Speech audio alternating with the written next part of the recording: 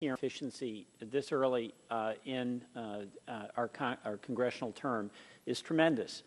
So I want to thank you, and I think all of us do. In listening to this and talking to my colleagues, a couple of things.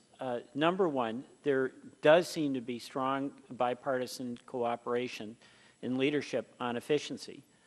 And then second, there's really three questions that this committee's got to sort through, I think. Number one, what can the government do on its own?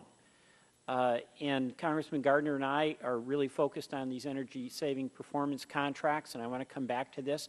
But that's completely within the ability of government on its own to do useful things to save the taxpayer money and also make a contribution in cleaning up our environment. Second, there's a question of what can private citizens and companies do on their own. And I know Congressman Burgess has been very much on his own personal situation, very much focused on energy efficiency, and has some skepticism about steps that government takes that are either unnecessary or get in the way.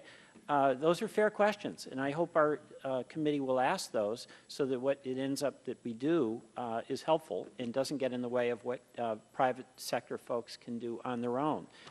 But then third, there are areas where it's possible for the private sector and the public sector to cooperate and then leverage the partnership to be successful.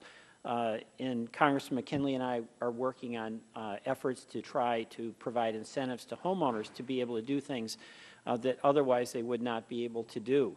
So this is really just a plea to some extent to our committee that even though there'll be a lot of legitimate questions raised on a practical level about what's the government role, what's the private role, what's the partnership role, I hope we'll sort through those questions to have as the outcome, Mr. Chairman, productive steps that will allow the taxpayer and the company and the individual to save money.